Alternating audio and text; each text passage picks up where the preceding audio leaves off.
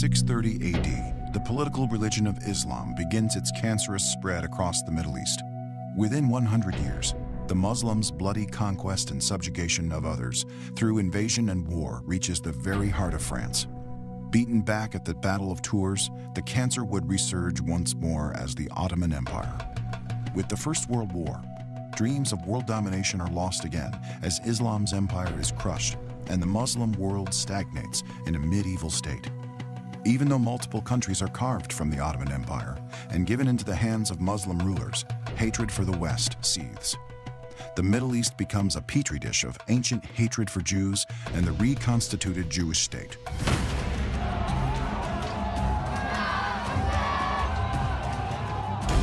In the late 1960s, the Soviet Union finds an ally and thus begins an exploitation that reverberates to this day in one of the greatest campaigns of disinformation, an insidious formula to undermine and destroy Western civilization, a strategy still at work today.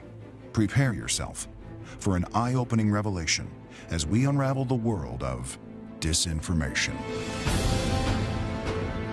Disinformation is a kernel of truth around which you weave a tissue of falsehoods. And that twist with a lie is disinformation. People have manipulated. The media is manipulated and manipulating. Disinformer has no respect for means. Disinformation has a very long-term strategic objective. An influence campaign to influence American attitudes, to influence public opinion. Disinformation appears to come from a trusted source. A lie buys a government. Disinformation flows from the delusion that you can change the world. Very sinister.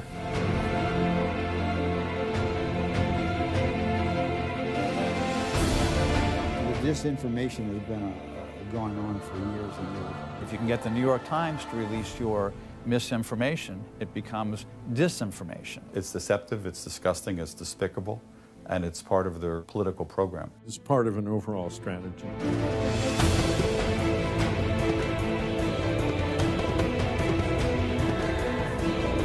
We see disinformation as a way to sidestep us, particularly in the intelligence world. Disinformation has been part of the art of war going back to ancient times. Disinformation is pervasive. It's pervasive in our society and in our culture. It's a form of psychological warfare.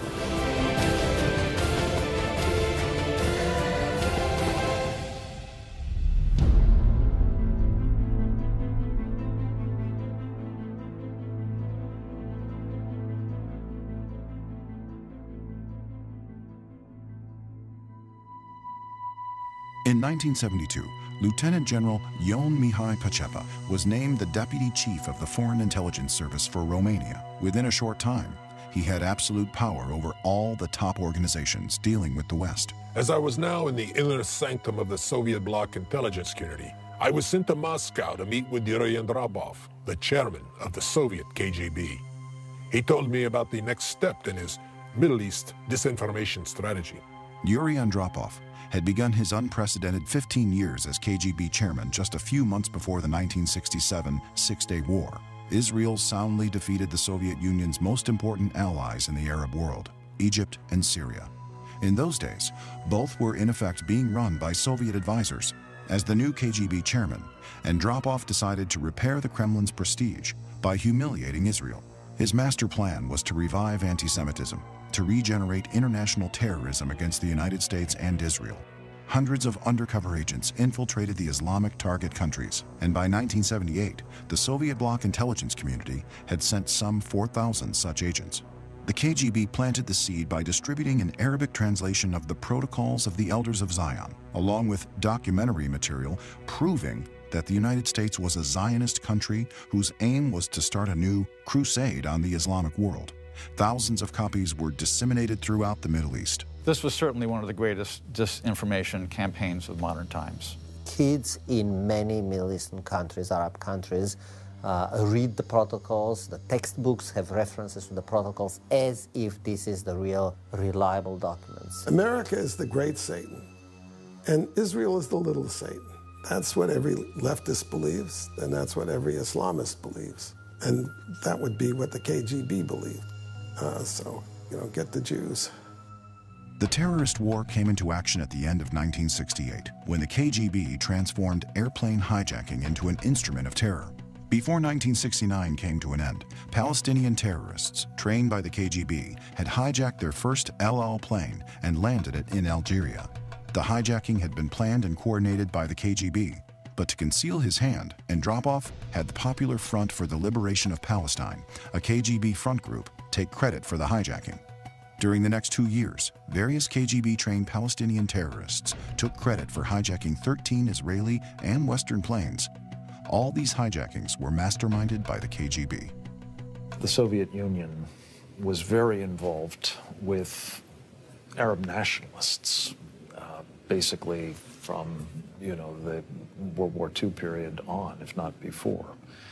In the latter part of its lifespan, the Soviet Union began developing and I think very aggressively engaged in supporting people who weren't so much Arab nationalists as they were Islamists or jihadists, but in some degree were the sort of follow-on, the successors to the Arab nationalists. They trained terrorists. They helped them become much more formidable in terms of threat.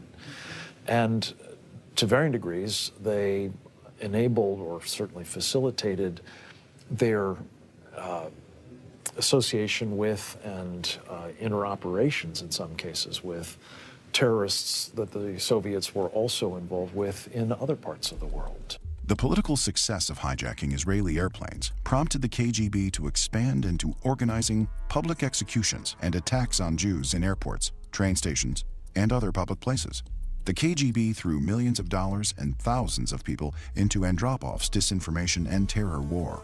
Here's the thing. The Islamists have been to school, particularly the Palestinians, with the KGB and the communists during the Cold War. What the Islamists, the Muslim Brotherhood in particular, didn't learn from the KGB, they've learned from the American and European left. Andropov preached to me that in today's world, when nuclear arms have made military force obsolete, terrorism should become our main weapon against American Zionism. He looked at the Muslim world as a waiting petri dish in which we could nurture a strain of hate America, grown from the bacterium of Marxist-Leninist thought. Their illiterate, oppressed mobs could easily be whipped up to a fever pitch. We had only to keep repeating over and over that the United States was a warmongering Zionist country, anxious to take over the world. Anti-American, anti-Zion, they're opposite Zionism. They're opposite sides of the same coin. And if it's easier to excite someone with anti-Zionism, knowing that it will also produce anti-Americanism, that is a classic invitation to disinformation specialists. If you read Khomeini's biography carefully, you'll see that he was trained both by Nazis and by Soviet communists on how to organize his movement. So the whole structure of the cadres inside the Khomeini movement came straight from Moscow. Well, I've seen intel reports over the years that the Russians were working with the Palestinian terrorist organizations, not just Hamas, but the PLO and others. And the PLO trained in the Soviet Union. It's the least secret fact in the modern world. And the alliance between radical Muslims and the world communist organizations is very intimate and has been there all along. Nothing new. And why not? They have a common view of the kind of society and government they want to have, totalitarian, and they have a common enemy, us. What's quite striking as we flash forward to today is the ways in which one of their clients, the Muslim Brotherhood, has emulated and frankly improved upon, is targeting all of the civil society institutions in this country and our government for the purposes of subverting us and ultimately achieving their victory. If you look at the Palestinians in Gaza and the West Bank, their heroes are Nazis. Their heroes are people who kill people because they're Jews, not because of anything they did, just because they're Jews. Their children are taught to hate Jews and want to kill them. The cumulative effect of distributing millions of Arabic translations of the protocols in Arabic over 20+ years throughout the Islamic world may be self-evident.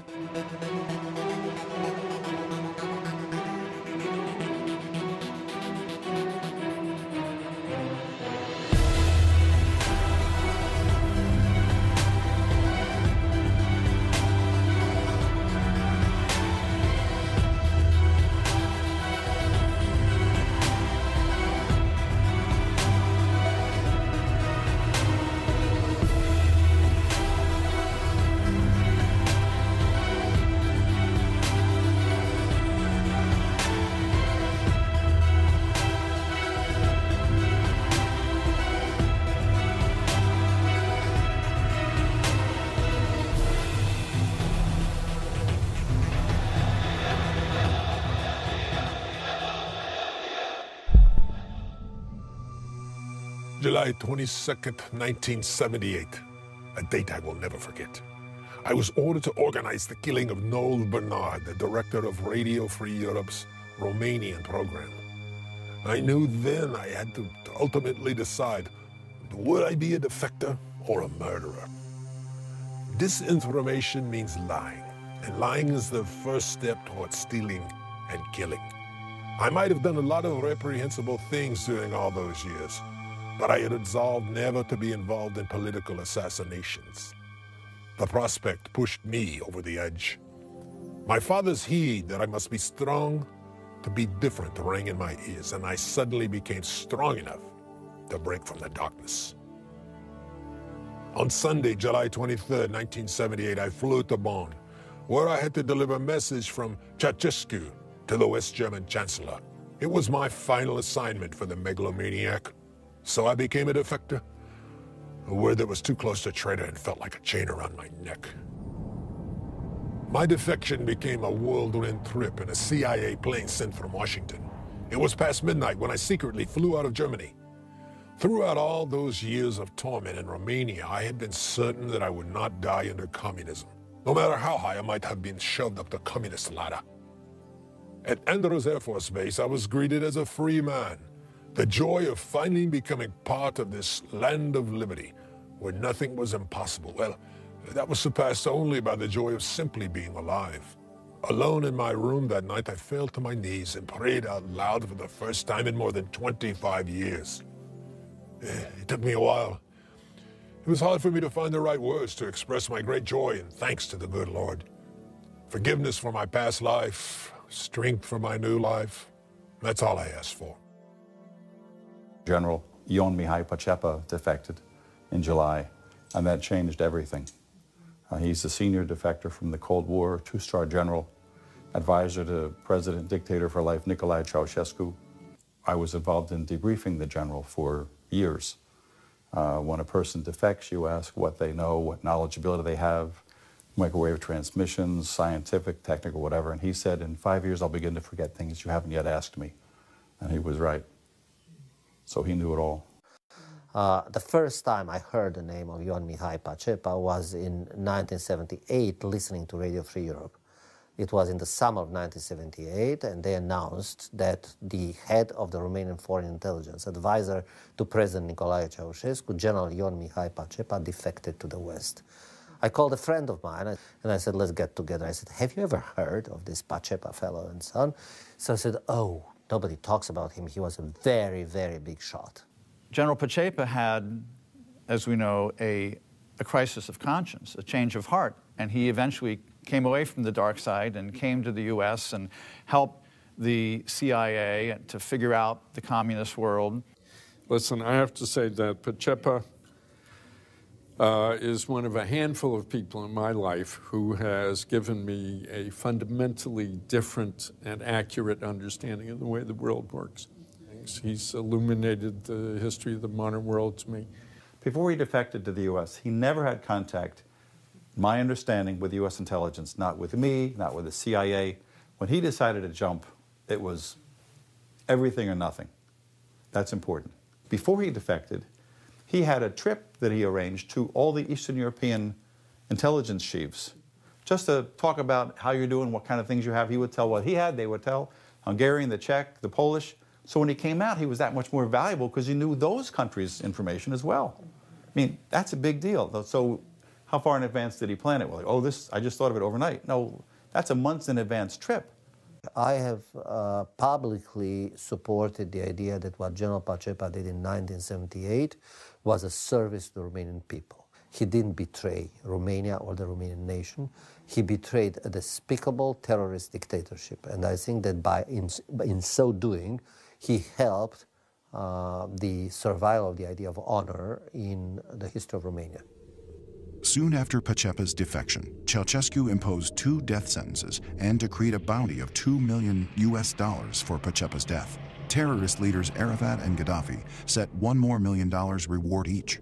The first major attempt to kill me in the U.S. was codenamed Operation 363, and it used Carlos the Jackal as the would-be assassin. Thanks to the CIA, Carlos was unable to find me. Although Pacepa had been granted asylum, much of the information he gave the Carter administration was dismissed. The disinformation campaign that he'd helped launch to create a westernized image of Ceausescu had worked. Jimmy Carter had determined that he could end the Cold War by welcoming Ceausescu as a new type of communist, a democratic communist. The State Department and administration helping Romania to maintain its most favored nation trade status did not want to hear or believe what I disclosed. In my eagerness to blurt out what I knew about the inner workings of the Soviet bloc's disinformation machinery, I immediately reported that Ceausescu's glorious image in Washington had been handcrafted by the KGB. That was not good news for President Carter, who had just 3 months earlier had publicly hailed Ceausescu as a great national and international leader. Thus, Carter alleged that my defection had been concocted by the KGB to destroy his excellent relations with Ceausescu. Ceausescu was unaware of Carter's distrust and dismantled much of the Warsaw Pact's spy service in the West. It was not until the election of Ronald Reagan that Pacepa was able to impart his valuable information to the West. I came here right before Reagan. I remember being interviewed at the beginning. People said, oh, you're from the former Soviet Union, you were a dissident, what do you think? Who's going to win? And I said, that's obvious to me, Ronald Reagan. And this is before it became clear that he has a good chance. They said, really? Why? I said, finally, we have a president who gets it, who understands what the real evil is. The Soviet Union is not joking. They work 24/7 to destroy the world, to take over the world. They're not joking, they mean it. I meant it. Millions of people are willing to die to destroy America. With God's help, we can and will resolve the problems which now confront us. And after all, why shouldn't we believe that? We are Americans. God bless you and thank you. Thank you very much. So is that every time you wrote an LHM that came from Pacepa, it was going right to Reagan. So the headquarters and the West Wing of the White House, through his national security advisor and to the president. Well, it made me write them really as carefully as I could, make sure we had it all straight, especially because we were debriefing in Romanian. But that's the intensity and the level of consequence. Let us be aware that while they preach the supremacy of the state, declare its omnipotence over individual man, and predict its eventual domination of all peoples on the earth, they are the focus of evil in the modern world. In 1987, Pacepa's book, Red Horizons, allowed the world to see Ceausescu naked, the way he really was, an assassin and an international terrorist. His life of outrageous luxury was paid for with money obtained from the illegal sale of human beings, arms, and drugs. Ceausescu was probably one of the most evil. It was darker in Romania, both kilowatt and evil-wise, than it was even in Moscow. Ceausescu was a very evil man, and his wife, Elena. But when Pacepa asked me, I read his book, and later I took Pacepa's book down to the White House and gave it to the president. And that helped change the issue of most favored nation trading status. He would later call it my Bible for dealing with dictators. Ceausescu had cleverly devised a system he named the Horizons to dupe the West into believing that he was a different sort of communist, and that Romania, therefore, was a different sort of communist country. The big lie: Romania was independent of Moscow, more interested in trade with the West, and less repressive than other Soviet bloc countries. In 1988, Red Horizons was serialized on Radio Free Europe and heard in Romania for the first time. Pacepa's book revealed the damnable corruption of the Marxist government of Romania in great detail. And I remember being in Romanian homes where they'd close the curtains and they'd get on the ground and turn on that radio frequency, and they made sure even their kids weren't home because kids informed on parents. And when Pacepa's book came out and Pacepa's revelations, it was like it gave power to the powerless. I can't even explain. Romanians were, I've never seen such, it was like finally, someone that people will listen to has made known of our suffering and our oppression and our plight. I knew instinctively this was going to be the beginning of this, the end of this regime. It was like, a drop of water to an army that was just sleeping. I have always said that Red Horizons is the single greatest portrait of a communist society that I've ever read.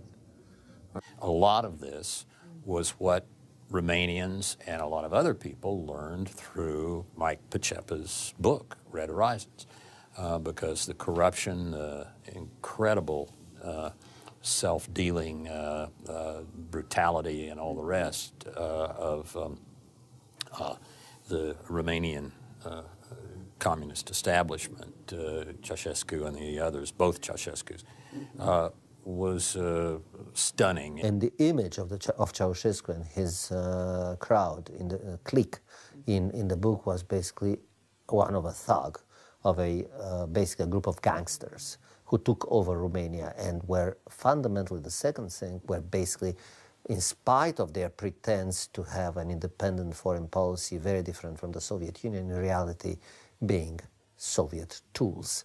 That shattered the whole edifice, the whole world of pretense, including the immense amount of disinformation that Ceausescu and his crowd were producing and disseminating in the West. Across Europe this wall will fall, for it cannot withstand faith, it cannot withstand truth. Mr. Gorbachev, tear down this wall.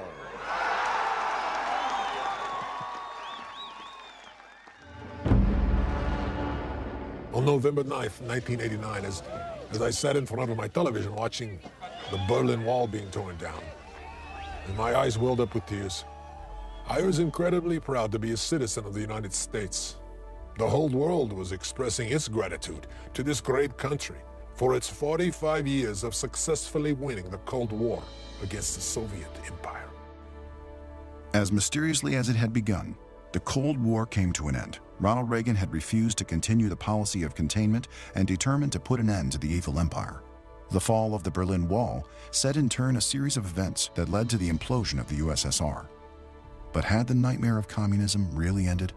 The horrible irony about it is that these are the gulags that were still, they were created and are still functioning from 1937. I mean, it's just imagine Auschwitz is slightly refurbished and modernized, is still being used for European prisoners. And we don't think in those terms, but we should. It's the same tradition, it's the same formula. I witnessed how Hitler's Third Reich had been demolished, its war criminals put on trial, its military and police forces disbanded, and the Nazis removed from public office. None of these things has happened in the former Soviet Union. No individual has been put on trial. Although the regime killed millions of people, most Soviet institutions have been left in place, and we seem to forget that Russia still has over 6,000 nuclear missiles. When the Cold War ended, there were actually Russians that said to us, don't believe that we're going away. There were a number of Russians who made that statement to us. We're not going away. We're changing our strategy. So how do you change your strategy? Well, you know, you go underground. You change the name of your organization. You change the name of the KGB. Well, the KGB by any other name is still the KGB. It is still the most influential entity in Russia today, more powerful actually than the Politburo. And it is powerful because the man that is in charge of Russia is a former member of the KGB and considers himself to still be in charge of the KGB. They never lost their focus on destroying America. But I think that they saw that there was a new strategy to be used that would allow us to destroy ourselves. Wow. I think we're doing that, aren't we?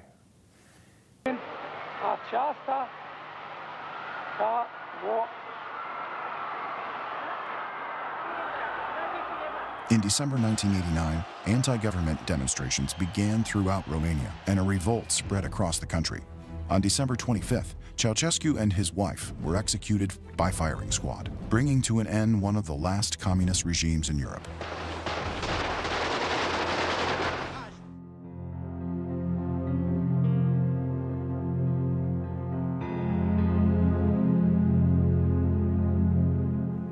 A Romanian newspaper concluded the publication of Red Horizons played an uncontested role in revealing in all its hideousness the true face of a dictatorship which with diabolical cunningness had managed to outfox a part of the world.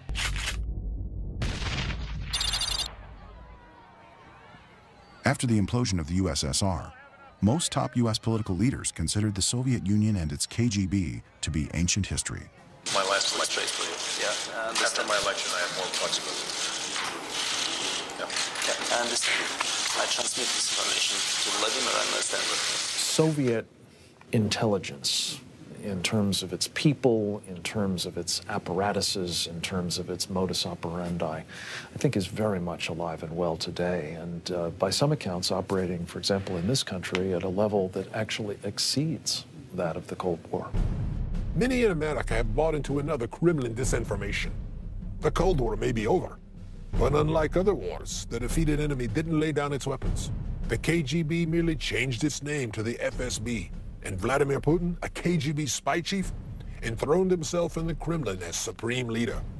Thus, he transformed Russia into the first intelligence dictatorship in history. Putin is pretty straightforward. He has stated that he's going to reform the military, he's going to boost the military, and that that the United States is basically the enemy. The fact that we dismiss that or try to low-key it, and downplay it is actually a disservice to us. And I think it's all part of the whole political reset approach that we want to take with the Russians. And there's a lot of political reasons for doing that, such as the Middle East. In August 1999, only days after Putin's appointment, the KGB's framing machinery went back to work. When Putin was in Germany, they like to say that he was like Peter the Great. He saw Europe, he saw the rest of the world. He was in East Germany, doing a scam in East Germany. He didn't see the rest of the world. He didn't see London and the US and places you need to see to become worldwide and understand it. They're very, very contained in that. But my view is it hasn't changed.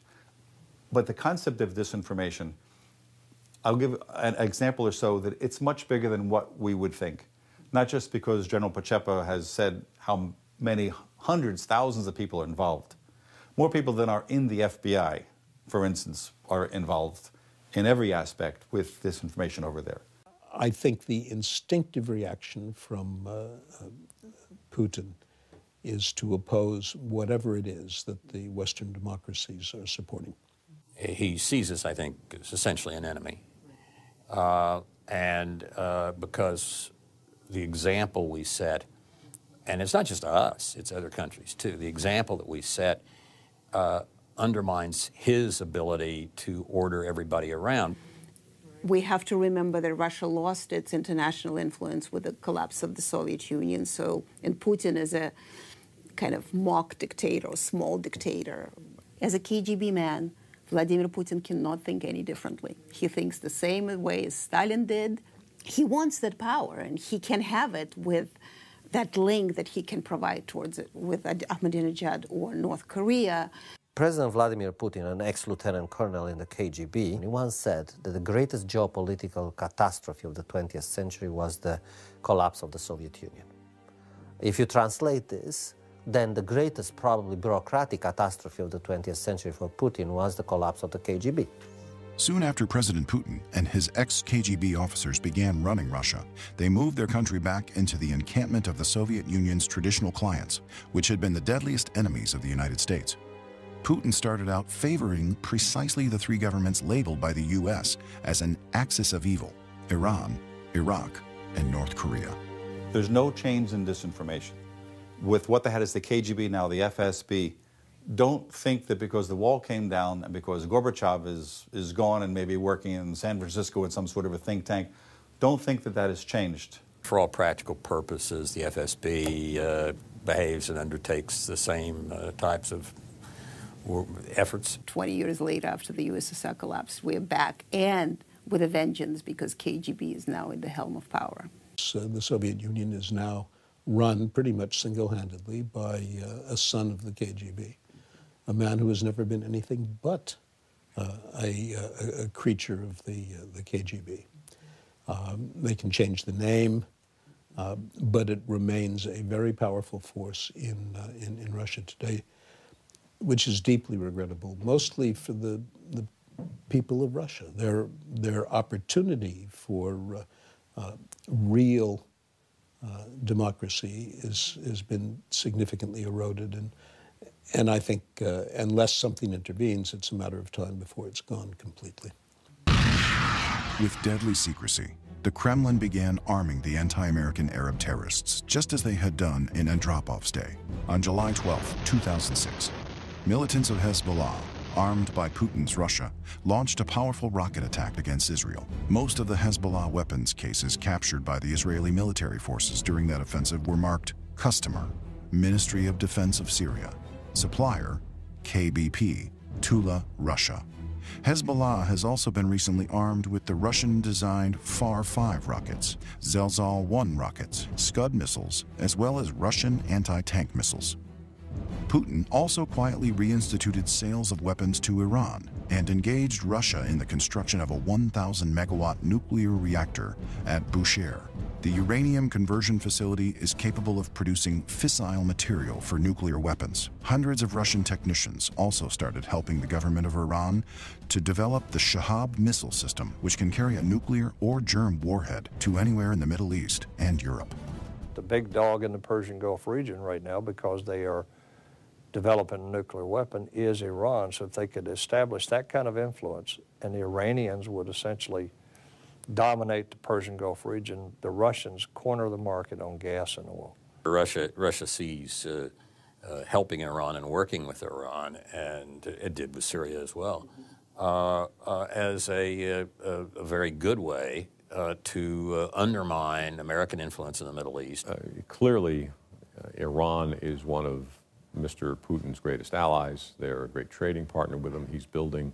Has built their nuclear power plants and probably has supplied them with a lot of other technology. We have to look realistically at the potential of a nuclear-armed Iran as being a huge threat, not only to America, but to global stability. Iran's current president, Mahmoud Ahmadinejad, had already announced that nothing could stop his country from building nuclear weapons, and he stated that Israel was a disgraceful stain on the Islamic world that would be eliminated. During World War II, thousands of Americans died to eradicate Nazism and its anti-Semitic terrorism. Now we're facing Islamofascism and nuclear anti-Semitic terrorism. In 2006, a former KGB officer, Alexander Litvinenko, defected to Great Britain and revealed some earth-shattering secrets to the British Foreign Intelligence Service. One of those secrets which became public was that the current leader of Al-Qaeda was trained in 1997 by the KGB in Dagestan. Evidence has also begun to reveal that the Kremlin was involved in igniting and then stealing the 2011 Islamic revolutions, called the Arab Spring. In Egypt, the most pro-American Islamic country, anti-government demonstrations started on January 25, 2011. Some of the young people there who were allegedly demanding democracy could be seen burning the flag of the very country that symbolizes democracy for most of the world. So everything is really unpredictable today in the Middle East. Muslim Brotherhood in Cairo. You can see quite a lot of disinformation going on about them in the American press, that they're not as bad as we thought they were, etc. It's ridiculous. And I can't think of a bigger danger for the Middle East than the rise of the Muslim Brotherhood. These are people who hate us and want Sharia law to be applied everywhere. And what they've done in the 2 or 3 towns that they've occupied in Mali is cut hands off to punish people. Russia's intelligence dictatorship is a brand new political phenomenon, and America needs a brand new foreign policy to deal with it. Otherwise, we're looking at an all-new Cold War, one that threatens to be not only cold, but also bloody. The Russians, notwithstanding the end of the Cold War, still are heavily targeting military technology. The problem today is that the intelligence community is not looking at that in that direction any longer. It's really behind most of the problems that we've confronted in this so-called post-Cold War world. I believe Congress should re-examine President Truman's top-secret policy paper, NSC 68-1950. It shaped U.S. foreign policy in the Cold War for 20 years, and it did not blame movies or books for terrorist attacks against the U.S. NSC 68/1950 stated, "The issues that face us are momentous, involving the destruction not only of this republic, but of civilization itself. The policy focused on creating a world centered on American liberal capitalist values, and it contained a two-pronged political strategy. 1, a superior military power, and 2, a campaign of truth, defined as a struggle, above all else, for the minds of men." Truman argued that the propaganda used by the forces of communism could be overcome only by the plain, simple, unvarnished truth. The missiles that destroyed communism were launched from Radio Free Europe, and this was Washington's most important investment during the Cold War. I don't know whether Americans realize this now, over 2 decades after the fall of the Soviet Empire, but on the other side, we understood it perfectly well.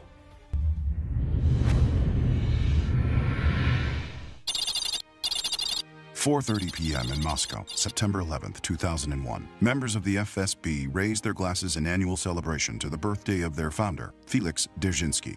During the Revolution of 1917, he established and developed the Soviet state security forces that became notorious for torture and mass summary executions. Dzerzhinsky was named Bloody Felix. In 15 minutes, the agents will have something more to celebrate.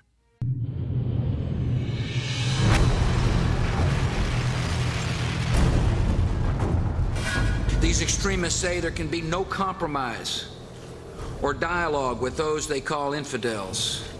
It is foolish to think that you can negotiate with them. On September 11th, President George W. Bush called for a war on terror. It was a war, he said, that was rooted in ideology, an ideology that followed in the path of fascism, communism, and totalitarianism. The weapon of choice for that horrific act of terrorism that has changed the face of our world? A hijacked airplane, a concept invented by the KGB. This is Yuri Andropov's legacy, the father of a new disinformation era, the father of the age of terrorism. Andropov's anti-American and anti-Jewish terrorism has grown into a kind of a nefarious science, threatening the whole civilized world. In the Islamic world, thousands of people danced in the streets for days to celebrate the glorious victory over the American evil. In America, for the first time since the early years of the Vietnam War, the country was united. Democrats and Republicans came together to stop terrorists and terrorist regimes in Iraq and Afghanistan. But when the presidential election rolled around in 2004, many Democrats developed amnesia. In the next century, the community of nations may see more and more of the very kind of threat Iraq poses now, a rogue state with weapons of mass destruction. People have forgotten that for 7.5 years, we found weapons of mass destruction. Since the inspectors left, intelligence reports show that Saddam Hussein has worked to rebuild his chemical and biological weapons stock. Saddam Hussein certainly has chemical and biological weapons. There's no question about that. Even though I approved of Afghanistan and opposed Iraq. John Kerry, said that the Iraq War was the wrong war at the wrong time in the wrong place when he was running for president. What kind of message did that send to a 19-year-old in Fallujah facing terrorists when a man who's within a hair of being president says you shouldn't be there? I'm John Kerry, and I'm reporting for duty. During the 2004 Democratic National Convention, one after the other, the convention participants denigrated America's armed forces by portraying their commander-in-chief as a renegade, a liar, a deceiver, and a fraud. The U.S. had over 140,000 soldiers engaged in a grueling war who needed support from all sides. But all they got from that Democratic convention was insults and hatred. The object of war is to break an enemy's will and destroy his capacity to fight. A nation divided in wartime is a nation that invites its own defeat. The Democrats' public attack, insinuating that the president had deceived the American people, was unimaginable disinformation. It was a replay of exactly what Andropov's Ares campaign preached during the Vietnam era. By 2007, most leaders of the Democratic Party were engaged in a frantic campaign to condemn the U.S. for its war in Iraq and to withdraw troops unconditionally. Senator Harry Reid, the Democratic Majority Leader, famously declared, "The war is lost." Today, many liberals and Democrats still believe that George Bush and America are responsible for the war that radical Islam has launched against us. In October of 2011, the Obama administration officially banned the truth. Bowing to pressure from the Hamas-linked CARE and other Islamic advocacy groups, Deputy U.S. Attorney General James Cole directed all components of the Department of Justice to remove all references to Islam in connection with any examination of Islamic Jihad terror activity, thus placing off-limits any investigation of the beliefs, motives, and goals of jihad terrorists. Obama's Middle Eastern policy is that it's America's fault. And most of the things that have gone wrong in the world are our fault, and so we have to undo that. So that's why the Cairo speech, that's why the Great Apology Tour, right? Same business with Russia, reset the relationship with Russia, as they put it, because after all, we have, we're responsible for a lot of the bad relations between the United States and Russia. So he's been out there basically encouraging the most extreme form of anti-Americanism because he sympathizes with it, because he thinks they're legitimate. So he's been totally unable to recognize the consequences. Whatever you think of him, he doesn't get it. If we don't recognize the enemy, then how can we defeat him? We have now turned a corner in our history for which there is no precedent, and our divisions over the war are deep and troubling. We still don't recognize this war. Reminds me of the situation with the Soviet Union. It took us 30 years to eventually recognize that we were in the ideological war in communism. More than 20 years, we still don't want to recognize that we are in an ideological war with Islamism. Now, that's critical thing, because that determines the whole context.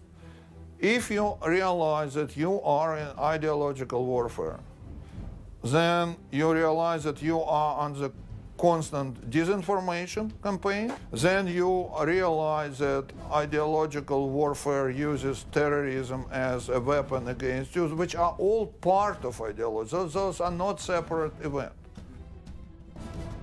It's been a long time coming. But tonight, because of what we did on this day, in this election, at this defining moment, change has come to America. By 2008, some leaders of the Democratic Party began painting America as a decaying, racist, capitalist realm, unable even to provide medical care for the poor. It pledged to change all that by wealth redistribution.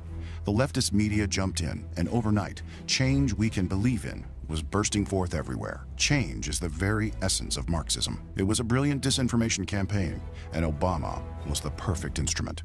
Bright, charismatic, and a dynamic speaker with a seemingly blank slate. After 45 years of Cold War, millions of young Americans now believe that capitalism is their real enemy and should be replaced with socialism. Their new home, the Democratic Party, whose primary 2008 election theme was the promise to redistribute America's wealth. People always love a free lunch. No wonder the Democratic Party easily filled entire stadiums with people who demanded that the wealth of the United States be redistributed. Some of those electoral gatherings looked like Ceausescu's revival meetings.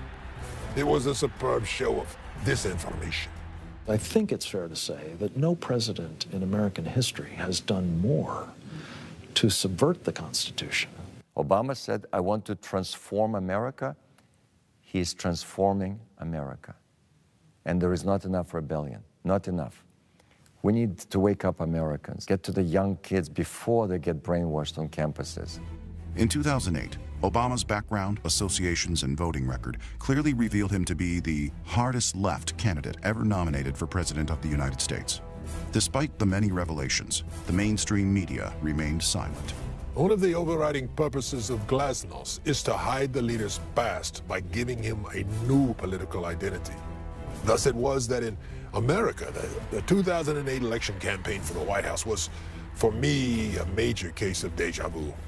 It felt as though I were watching a replay of one of Ceausescu's election campaigns. Just as Ceausescu loved to remind everyone that someone as great as he is born once every 500 years, so did Barack Obama. We are the ones we've been waiting for. After Obama's victory in 2008, the White House and the Democratic-controlled Congress began following in Marx's footsteps by redistributing the country's wealth and putting under government control parts of the healthcare, banking system, and automobile industries. Soon, the United States began being changed from a country belonging to we the people into one managed by a kind of a Marxist elite class with unchecked power. We have to pass the bill so that you can find out what is in it. But the Democratic Party has built into it disinformation because they're leftists and progressives. You know, they said that Obamacare was to cover the uninsured. Now we find out that it's going to, people will be kicked off their medical care because of Obamacare. So it didn't even do that. But that wasn't the goal. The goal was government control of your life. What they call single payer. That's communism. To have only the government supply you with health, what could be more communistic than that? I came here when President Reagan was president. This is not the same country. Absolutely not. When tens of thousands of Americans disagreed, a member of the U.S. congressional elite, Democratic Representative Steve Cohen, called them Nazis. It was a tried and true old Marxist tactic to demonize critics. It was a tactic that Obama would skillfully use on his next opponent with great success. If you got a business, you didn't build that. Somebody else made that happen. This is the core of the Communist Manifesto. Its main task was to frame capitalism as a system based on theft, the demonizing of an ownership class that is stealing the labor of a lower class. If you know the manifesto, you would have thought Marx himself wrote Obama's speech. Communism didn't die with the Cold War. It's alive and well. In fact, it's in the White House. Obama was brought up and spent his life in the same left that I left. Only the worst part of it, the Bill Ayers part. Of course, today's communists are not stupid, and they adjust. But communism that is alive and well and very, very strong because it represents that longing that people have, that life should be meaningful, that the world should be just and ordered. Change in the direction of greater fairness was still the Democratic Party's theme for the 2012 election, with the main target, American capitalism. In a 2008 Rasmussen poll, only 53% of Americans preferred capitalism to socialism, with another 27% unsure and 20% strongly opting for socialism. Saul Alinsky, who is the Karl Marx of the Obama left, his whole book is about lying. It's about the ends justify the means. Our ends are so noble because we're going to save the world. In war, any means is justified. And he says it in so many words. Half of the country is just getting something, but just philosophically, we forgot who we are. America used to stand for something. What do we stand for now? I fought against communism in the Soviet Union.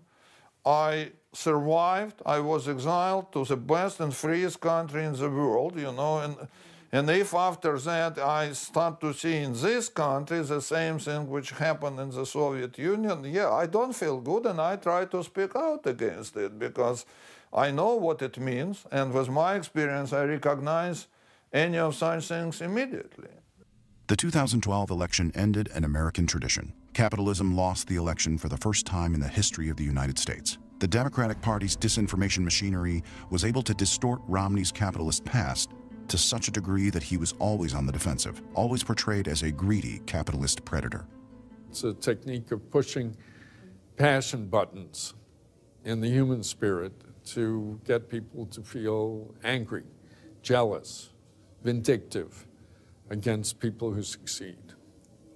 But only certain kinds of people who succeed, people on the right who succeed, because people on the left who succeed never get demonized, right? I mean, nobody demonizes Barbra Streisand, right? Here's a woman who sang some songs. She's one of the richest people in America. What has she done for us recently? Nothing. And how come she deserves all that money? Well, Libya is a very important example. I've interviewed, in my lifetime, I interviewed Gaddafi 6 times. In 1993, off the record, he said, "Do you know Jim Woolsey, the head of the CIA?" I said, "Yes, I've known him a long time, since long before he became director of the CIA." He said, "Well, you have to tell him something very important from me." I said, "What's that, Colonel?" He said, "The Islamists are the biggest danger to you and to me. And they are in Benghazi, and that's their headquarters." He wanted to work with the CIA against the Islamist extremists in Benghazi, and that was 1993. On September 11, 2012, the American diplomatic mission at Benghazi in Libya was attacked. 4 people were killed, including U.S. Ambassador J. Christopher Stevens. Over the next 14 days, the Obama administration conducted a blatant disinformation campaign. When you have the United Nations ambassador 5 days after an event, going on the news service and spreading information that is clearly false, there could be no question that everybody knew that what she was saying, to include most of the American public, was false. That is a misinformation campaign, and she is using a disinformation methodology to spread that. Benghazi is misinformation, disinformation, and no information, all wrapped up. What troubles me about Benghazi is not that we were wrong in understanding the origin of the attack, at least for a little while, but that the people who knew better dissembled about it. And I think it's obvious they did so for political reasons. We were close to an election. They did not want to acknowledge that the death of al-Qaeda may have been prematurely announced. It would have been embarrassing. And so they skated over the facts, even as the facts became available. People demonstrating, protesting some video do not show up in front of an American building carrying RPGs, right? They're not crazy demonstrators who are all upset about some lunatic in California making a movie they don't like. The purpose was to ensure that the administration was reelected, and that their chances of being reelected were not hurt because they had spread another disinformation that the administration has defeated al-Qaeda, that they're all but non-existent. Only to find that not only has it not gone away, but it is very powerful, and we're still their target. And I think we need to know the truth. I think for the American people not to have that information would be wrong. And so we're going to continue to push it. Whether or not we'll be successful will depend on you and if the American people call their congressmen. The ultimate expression of this disinformation by the Obama administration was the statement made before the UN General Assembly by the President of the United States, fully 2 weeks after the September 11th attack, in which he again referred to the video, and then he made this statement. The future must not belong to those who slander the Prophet of Islam.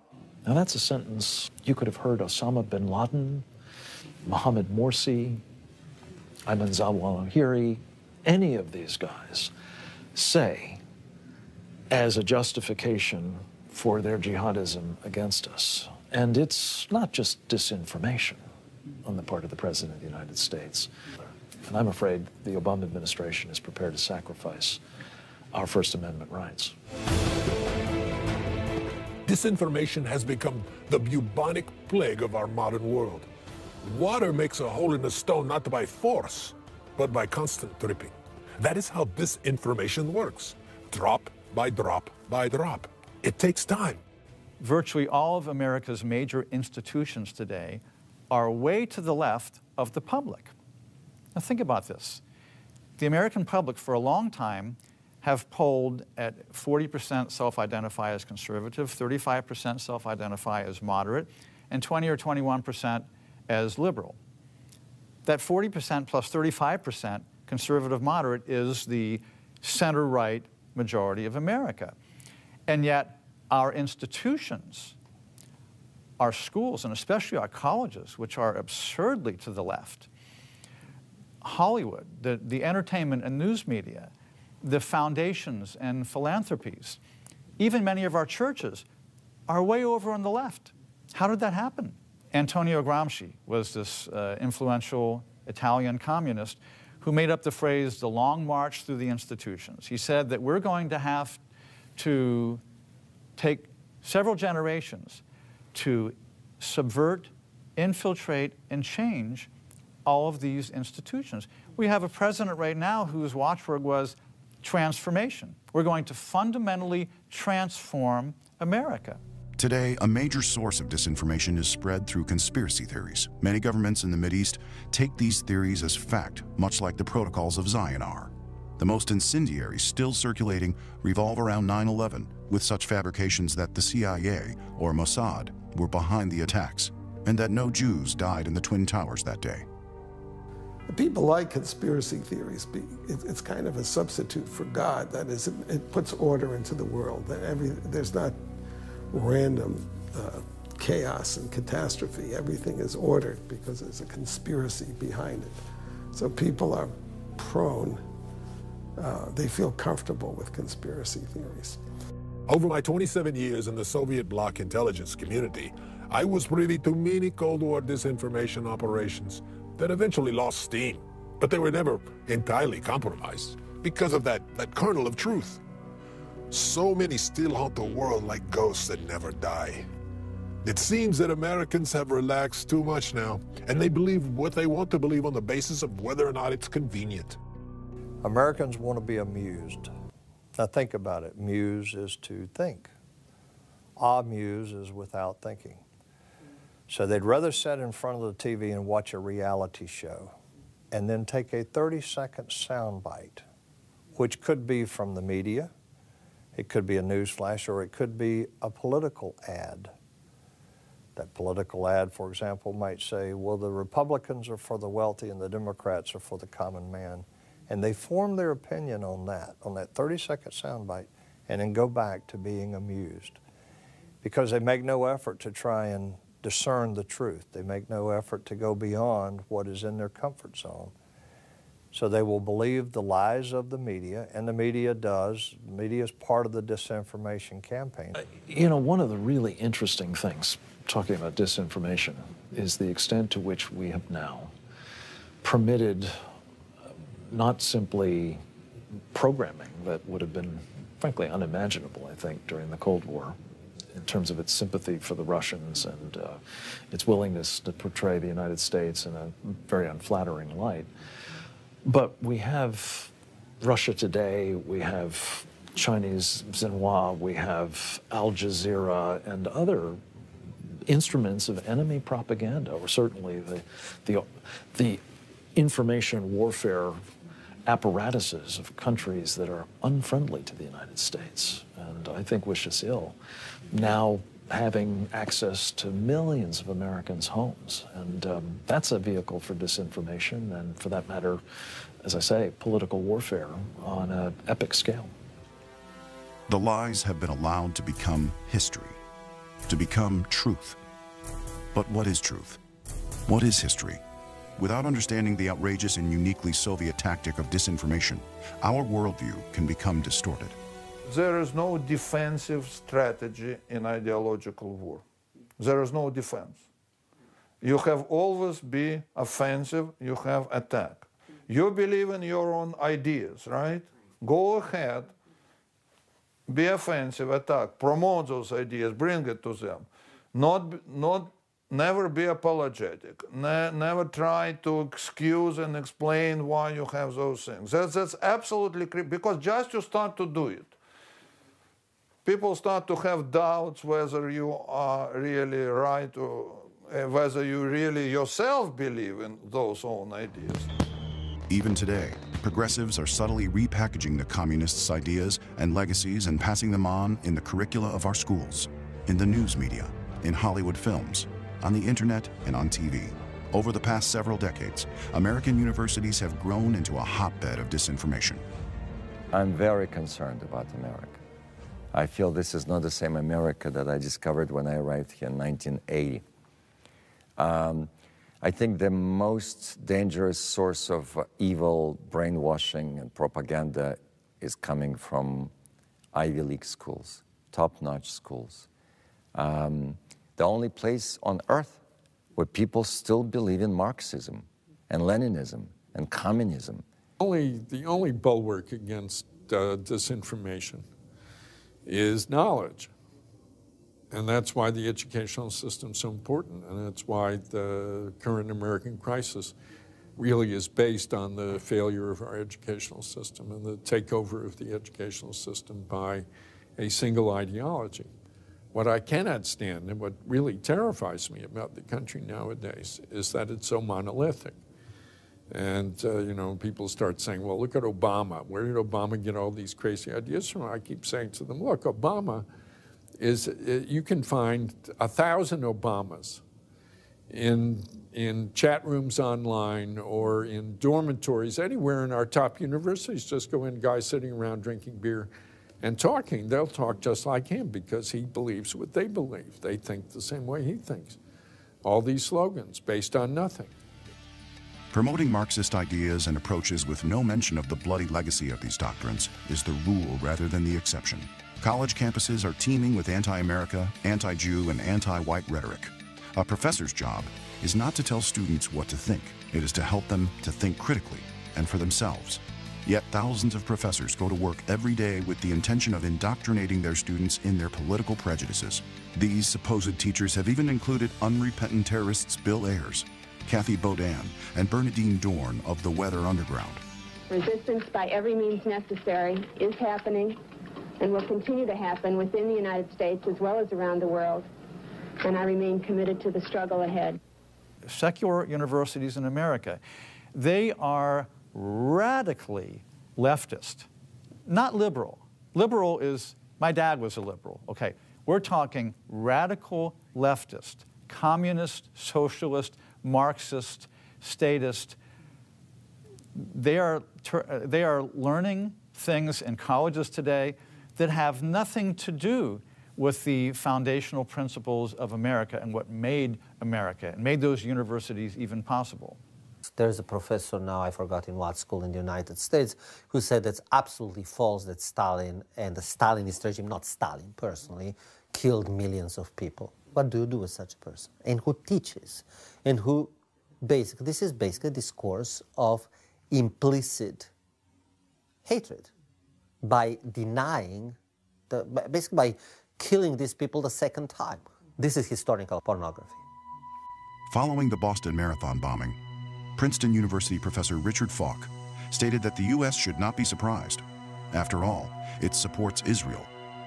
Falk quoted a line from poet W.H. Auden. "Those to whom evil is done do evil in return."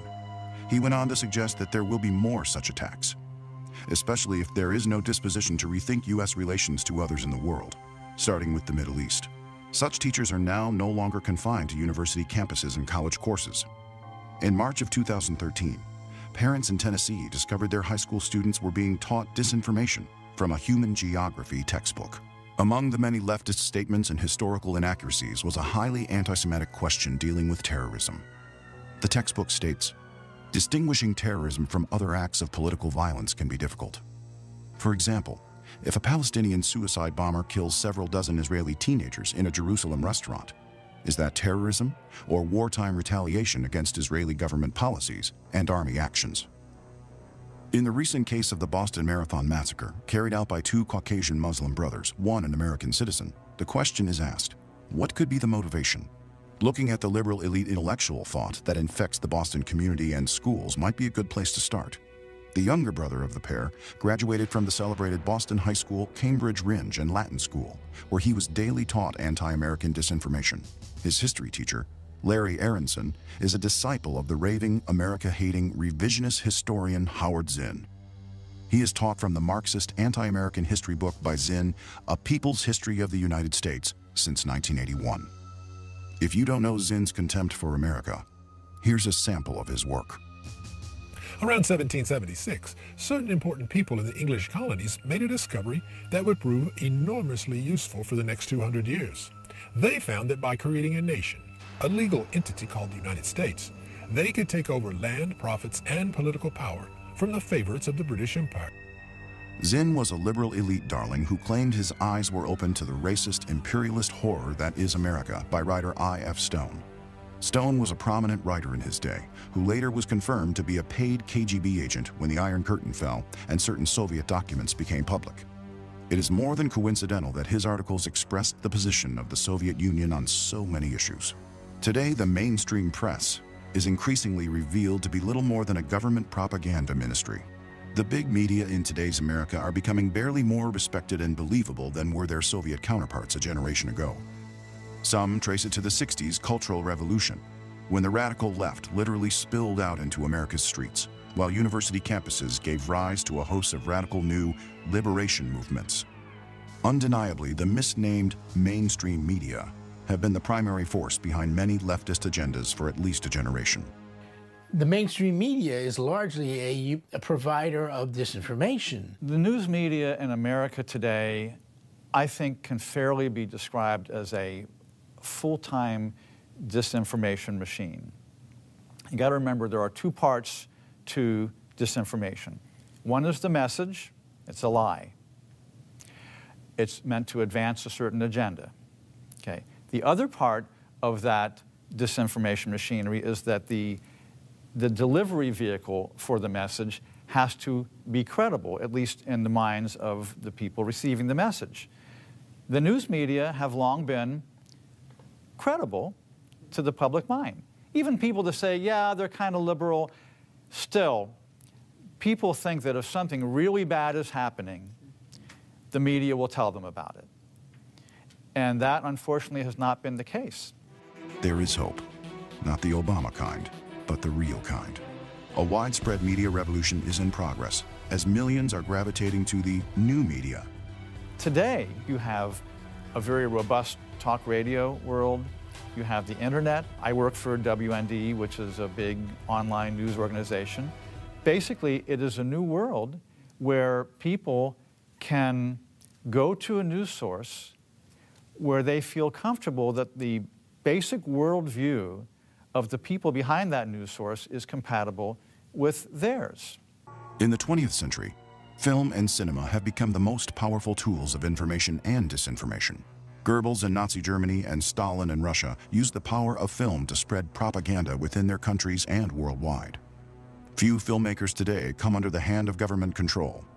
Unfortunately, though, many filmmakers have bought into the lie of Marxism and socialism and delved deeply into the art of disinformation. Hollywood is a fascinating case of disinformation because it's disinformation being promulgated by the uninformed. It's people whose minds have already been brainwashed, essentially, then spewing out what they were told by the media to spew out. But the power of Hollywood, because it has a lot of talented people to promulgate this information advertently and inadvertently, is stupendous.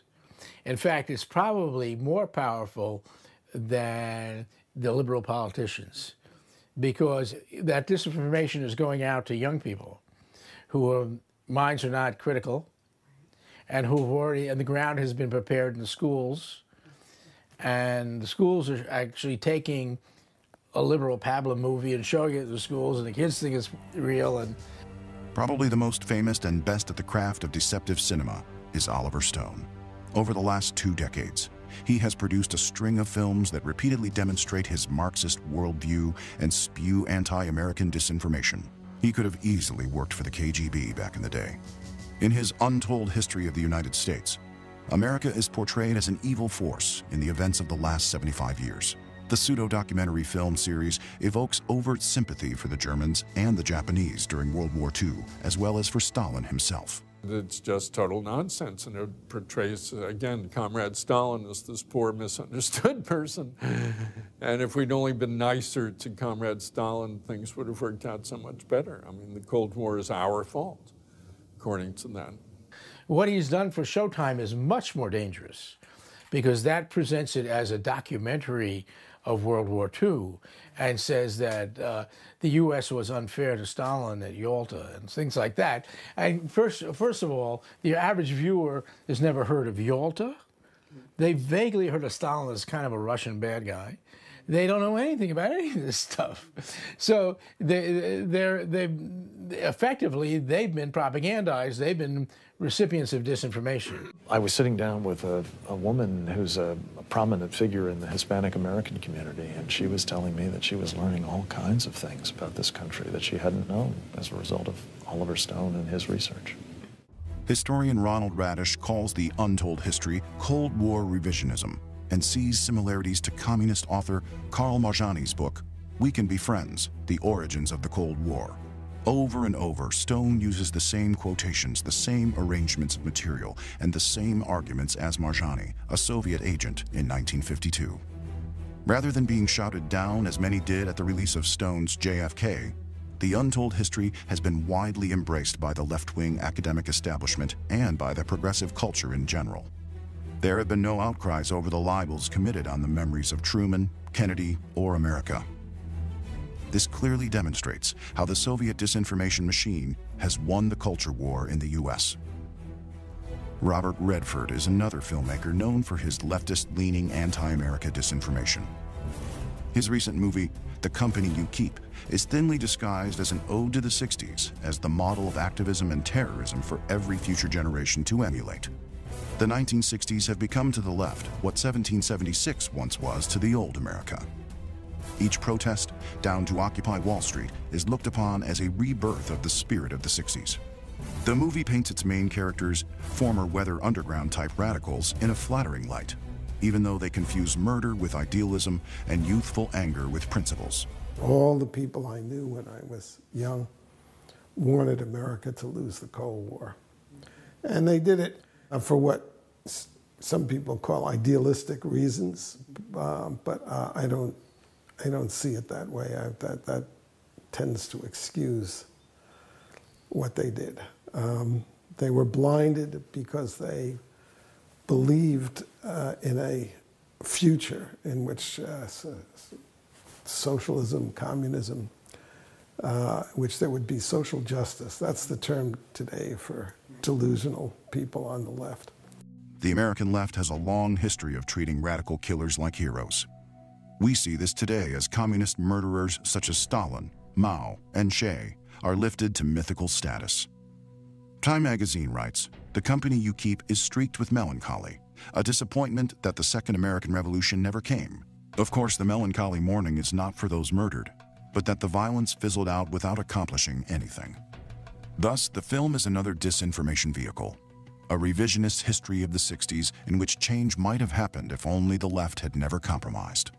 The real history is that the radicals of the Weather Underground were not passionate and committed intellectuals, but liars and murderers. In the 1960s, Larry Grothwall was an FBI infiltrator posing as a radical communist.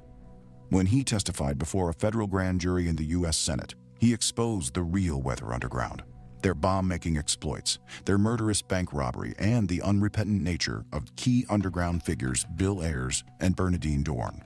In Grothwall's true account of the events and the characters involved, he describes military training weathermen received in Cuba with Russian weapons, and details of how sympathetic professors helped set up weathermen bases across American campuses. The weathermen also targeted high schools, which they saw as prisons.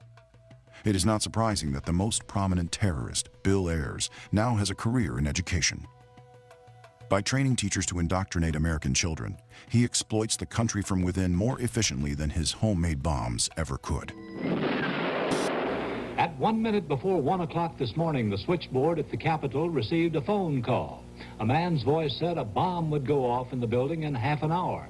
At 1:30 in the morning, it did, in a small, unmarked restroom on the ground floor of the Senate side, next to a barber shop and near several small offices, including one committee hearing room, for a report on the first serious damage to the nation's foremost structure since the British burned it in 1814. Credit for the Capitol bombing was claimed in a letter received by the Associated Press today, signed by the Weather Underground. Ho Chi Minh's birthday was also marked in Washington.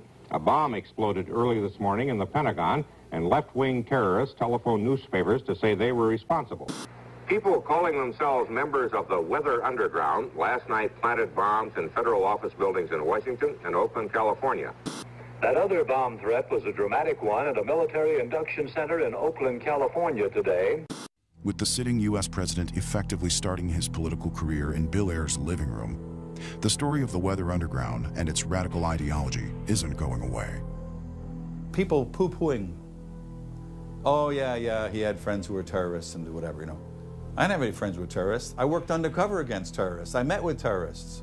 In 1999, French scholar Stéphane Courtois' Black Book of Communism charged Marxism-Leninism with being responsible for the deaths of 150 million human beings since the Russian Revolution of 1917. When KGB archives became public in the post-Cold War era, those calculations were shown to be more than credible. Many have begun to face the sobering reality that the human devastation perpetrated by communism surpasses even Nazism's shameful record. The Soviet Union did kill more people than Hitler. I mean, some sources suggest it was up to 60 million people. And just imagine one country killing 60 million people in the Stalin era alone. Throughout the world, communism turned mass crime into a full-blown system of government, and disinformation played a significant role in these crimes of the century. Hitler resorted to disinformation to portray the Jews as an inferior and loathsome race so as to rationalize his Holocaust. Disinformation was the tool used by Lenin and Stalin to dispossess a third of the world and transform it into a string of gulags. Disinformation has also set off the international terrorism that threatens us today. Disinformation has caused worldwide damage to the reputation of the United States, and now it's putting down roots here. To fight this invisible weapon, we must first recognize it for what it is and decode its hidden mission, since it is usually clothed in innocuous civilian dress, as were the terrorists who killed 3,000 Americans on September 11th. My guess is that the Ronald Reagan of 1976 would be very clear about the mortal peril that is facing our country. And he would set about, in his inimitable way, laying out an optimistic but very hard-headed strategy for trying to turn things around, for getting our government back onto a track that respects and upholds and defends our Constitution.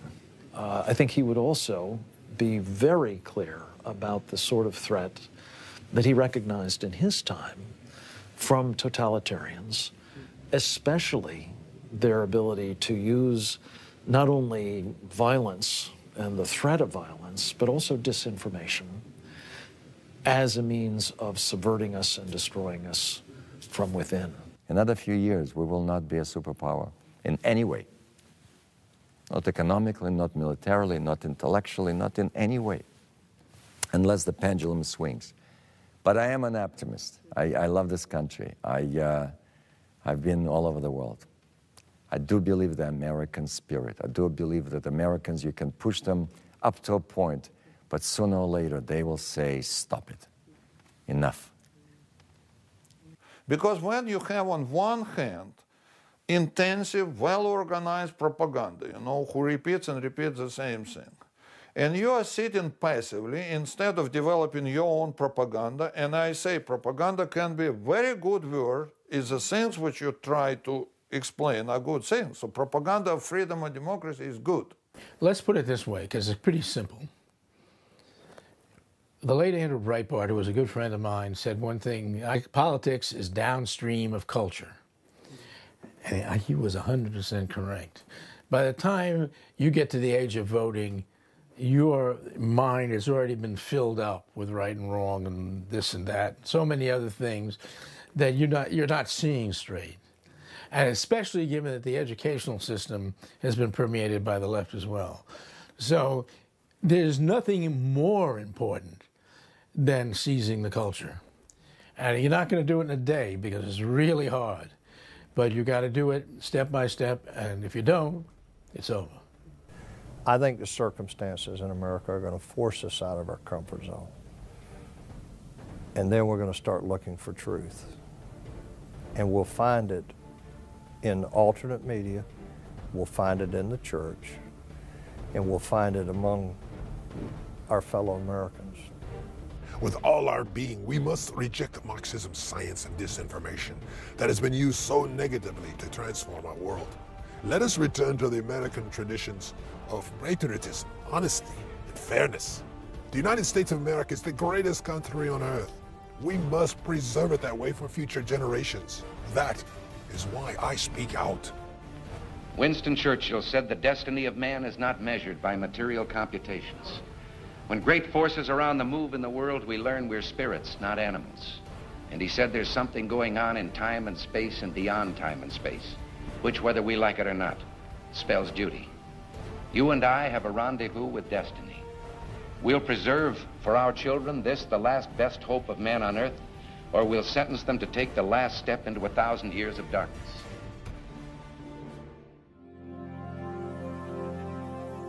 It has been many years since I escaped from that evil society known as the Soviet Empire and came to the United States, the land of my youthful dreams. Even today, it is still difficult for me to find adequate words to express my gratitude to the U.S. government for granting me political asylum. July 28th of 1989 was the most important benchmark in my new life. On that day, I became an American citizen. I paid with 2 death sentences and multiple attempts to kill me for the privilege of becoming a citizen of this unique land of freedom. And I believe it is my duty to help it avoid the Marxist curse.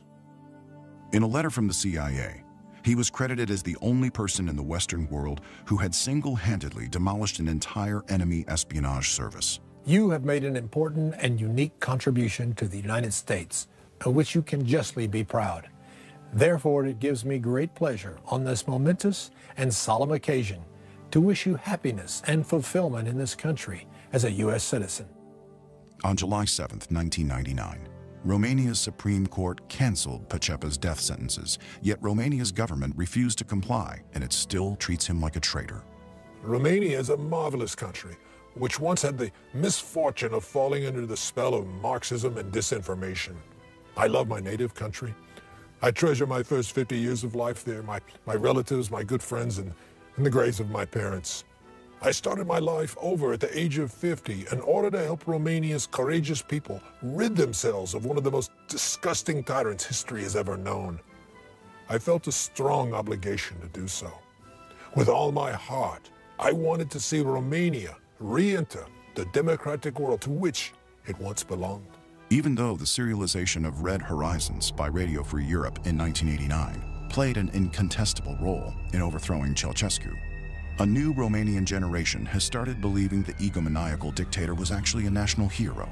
Now, Lieutenant General Pacepa has become the victim of disinformation and is portrayed as a man who betrayed his boss at the direction of the KGB and the CIA. Once again, the black art of framing comes to life. But from those that know him and speak of him, he is greatly admired for who he is, for what he has done with his life, for what he has done for his native Romania, and for what he has done for the United States. Ion Mihai Pacepa broke with the system for moral reasons and courageously exposed its terrorist underpinnings. He has proven to be a formidable witness and a respected analyst of the communist intrigues, schemes, and manipulations that still threaten our world. Today, we need more Pacepas to step forward, to bring light into the darkness.